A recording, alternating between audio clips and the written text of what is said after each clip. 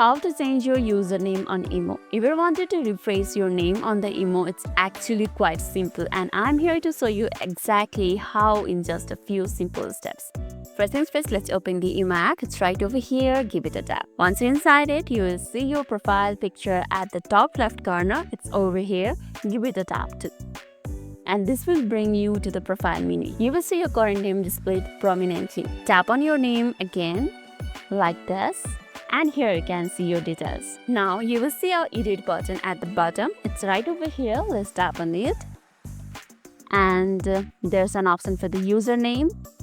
Give it a tap.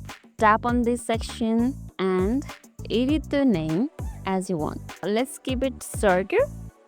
Maybe this much. Then after you are done, simply tap on this tick mark right over here. And it's done. So it has sent the request. It may take a little bit time, but it's done. And just like that, your IMO username is updated. Pretty straightforward, right? And that's all for today's video. And if this video made your day a little bit easier, don't forget to like and subscribe for more amusing tips. Thanks for watching and see you in the next one.